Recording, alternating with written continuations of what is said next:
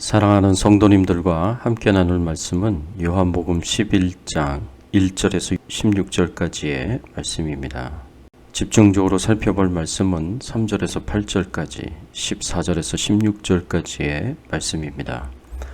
이에 그 누이들이 예수께 사람을 보내어 이르되 주여 보시옵소서, 사랑하시는 자가 병들었나이다 하니 예수께서 들으시고 이르시되 이 병은 죽을 병이 아니라 하나님의 영광을 위함이요 하나님의 아들이 이로 말미암아 영광을 받게 하려 함이라 하시더라.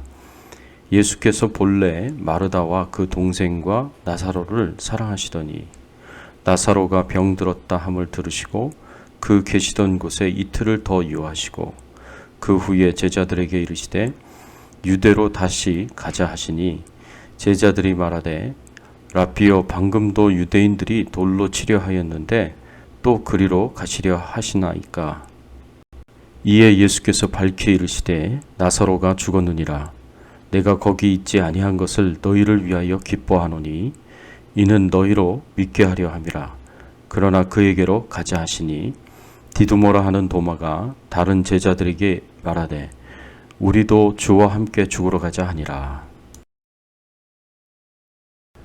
오늘 본문의 말씀을 통해서 우리가 함께 생각해 봐야 할 주제는 하나님의 응답의 때가 늦어지는 이유가 무엇인가 입니다. 우리가 우리의 간절한 필요를 위하여 하나님께 도와주시기를 간절하게 기도하고 요청하였는데 그 응답의 때가 늦어지는 이유가 무엇일까요? 오늘 본문 요한복음 11장은 요한복음에서 굉장히 중요한 위치를 차지합니다. 요한복음에만 나오는 예수님의 7가지 기적 중에 마지막에 해당되는 나사로의 소생사건을 기록하고 있습니다. 이 7대 표적은 모두 예수님께서 신적인 권능을 보여주심으로 예수님이 메시아이시오 하나님의 아들이시라는 사실을 증언하고 있습니다. 그러나 나사로를 소생시키는 11장의 말씀은 예수님께서 죽음의 권세를 정복하시고 생명을 부여하시는 분이심을 확실히 증거한다는 점에서 예수님께서 하나님의 아들로서의 자기 계시의 정점을 이룹니다. 예수님께서는 인간에게 최고의 난제인 죽음의 문제를 극복하시는 분일 뿐만 아니라 오히려 부활과 생명을 주시는 능력을 소유하신 하나님의 아들이었던 것입니다. 본문 11장 1절 2절의 말씀에 보면 베다니에 사는 나사로라 하는 사람이 병이 들었음을 예수님께 알리는 내용이 기록되어 있습니다. 나사로의 누이들이 예수님께 사람을 보내어 그의 오빠가 병들었음을 알립니다. 그러나 예수님께서는 이 두 자매의 요청대로 행동하지 않으십니다. 이 두 자매의 요청은 지금 당장 오셔서 죽어가는 나사로를 고치는 것이었지만 예수님은 당장 가셔서 나사로를 살리지 않으십니다. 6절의 말씀에 보면 나사로가 병들었다 함을 들으시고 이틀을 더 유하시고 라고 이렇게 말씀하고 있습니다. 예수님께서 나사로가 병들어 죽어간다는 소식을 듣고 며칠 후에 움직이시겠습니까? 이틀 후에 움직이십니다. 이것은 나사로가 죽은 이후에 움직이신 것으로 보입니다. 왜 예수님께서 마리아와 마르다의 요청대로 나사로가 죽기 전에 당장 가셔서 그를 치료하지 않으셨을까요? 말씀으로만도 치료하실 수 있는 능력을 가지신 예수님께서 그냥 소식을 들은 그 자리에서 말씀만으로 치료하지 않으셨을까요? 11장 3절의 말씀에 보면 나사로는 예수님이 사랑하시는 자라고 불립니다. 3절에 보면 이에 그 누이들이 예수께 사람을 보내어 가로되 주여 보시옵소서, 사랑하시는 자가 병들었나이다 하니, 이 말씀을 통하여 볼 때 우리는 나사로가 예수님의 사랑을 입은 자요 사랑받는 자라는 것을 알 수 있습니다. 예수님께서 나사로의 문둥병을 치료해 주셨고 이를 계기로 오래전부터 나사로와 마리아와 마르다와 교제를 하였던 것으로 보입니다. 그래서 오늘 본문 5절에서도 이렇게 말씀을 하고 있습니다. 예수께서 본래 마르다와 그 동생과 나사로를 사랑하시더니, 여기서 사랑하신다는 말은 헬라어의 미완료형으로 쓰여졌는데 이 의미는 이 세 남매를 오래전부터 예수님께서 알고 사랑하셨고 지금도 계속해서 사랑하시는 것을 의미합니다. 예수님께서 이 세 남매와 오래전부터 교제를 해오셨고 특별히 이들을 오래전부터 사랑하셨다는 관계를 생각해 보면 나사로가 병들어 죽게 되었을 때 이들이 사람을 보내어 급하게 예수님을 요청한 것은 무리한 요청이 아니었습니다. 그리고 3절과 5절에 언급한 것과 같이 예수님께서 정말 이들을 사랑하시는 분이라면 예수님께서는 두 자매의 요청대로 나사로를 살리기 위해서 서두르셔야만 했습니다. 나사로를 정말 사랑하는 분이셨다면 당연히 이 두 자매의 요청대로 죽기 전에 치료해 주셔야 하는 것이 아니겠습니까? 그런데 예수님께서는 마리아와 마르다의 요청을 무시하고 이틀 후에나 비로소 나사로를 향하여 가십니다. 왜 그러셨을까요? 하나님의 응답의 때가 늦어지는 이유가 무엇이겠습니까? 하나님의 응답이 늦어지는 이유는 하나님은 하나님의 목적을 따라서 행하시기 때문에 그렇습니다. 11장에서 나사로의 누이들인 마리아와 마르다의 요청에 대하여 반응하시는 예수님의 모습을 보면 예수님은 철저하게 하나님의 목적을 위하여 하나님의 목적대로 움직이시는 모습을 보여주십니다. 우리는 그 이유를 4절에서 발견하게 되는데 예수께서 들으시고 가라사대 이 병은 죽을 병이 아니라 하나님의 영광을 위하며 하나님의 아들로 이를 인하여 영광을 얻게 하려 함이라 하시더라. 예수님은 나사로의 병이 하나님의 영광을 위한 것이요 하나님의 아들이신 예수님이 영광을 받기 위한 병이라고 말씀하십니다. 나사로의 병을 통하여 하나님께서 영광을 받으시고 그 병을 치료하시는 예수님께서 영광을 받으실 것이라는 말씀입니다. 이것이 하나님께서 나사로의 병을 통해서 이루고자 하시는 목적이었습니다. 그리고 이 이유 외에 또 다른 이유가 있었는데 14절과 15절의 말씀에 보면 이에 예수께서 밝히 이르시되 나사로가 죽었느니라. 내가 거기 있지 아니한 것을 너희를 위하여 기뻐하노니 이는 너희로 믿게 하려 함이라. 그러나 그에게로 가자 하신대. 예수님 마음속에 있는 또 다른 이유가 무엇입니까? 15절의 말씀에 보면 너희로 믿게 하려 함이라는 말씀이 있습니다.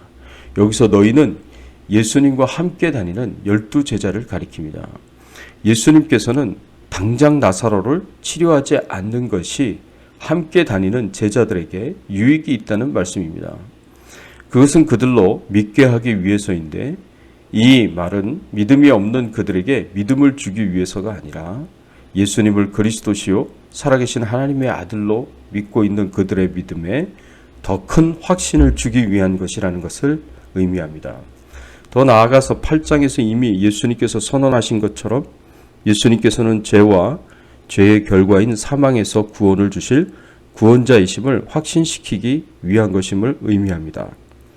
이러한 하나님의 목적을 가지고 예수님께서는 의도적으로 마리아와 마르다의 요청에 따라 당장에 나사로를 치료하지 않으십니다. 이러한 것을 볼 때에 예수님께서는 하나님의 거룩한 목적을 이루시기 위하여 하나님의 목적을 따라서 행하시는 분이셨음을 알 수 있습니다. 우리는 종종 이러한 하나님의 모습을 경험하게 됩니다. 하나님께서는 항상 우리가 예상하고 기대하고 요청하는 대로만 행하지 않으십니다. 하나님께서는 하나님의 목적을 따라서 일하십니다. 구하는 모든 사람에게 최고의 것을 주시기 위한 하나님의 목적을 따라서 행하십니다. 우리는 종종 하나님께서 하시는 일을 이해하지 못할 때가 많습니다.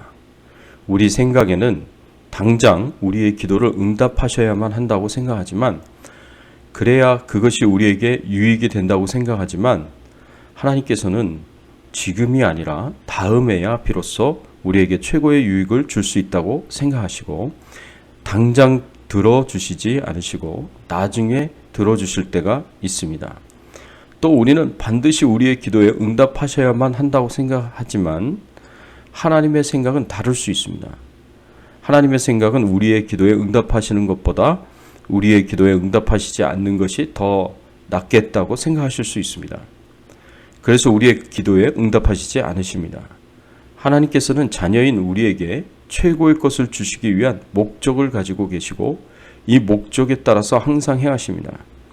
따라서 우리는 우리가 금방 응답이 되지 않을지라도, 아니 아예 응답이 없을지라도 그것에 실망할 필요가 없습니다.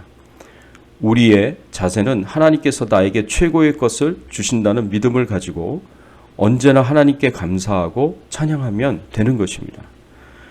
예수님께서는 이렇게 하나님의 목적을 따라서 행하실 뿐 아니라 이처럼 행하실 때 결과적으로 따라오는 모든 위험과 희생을 감수하셨습니다.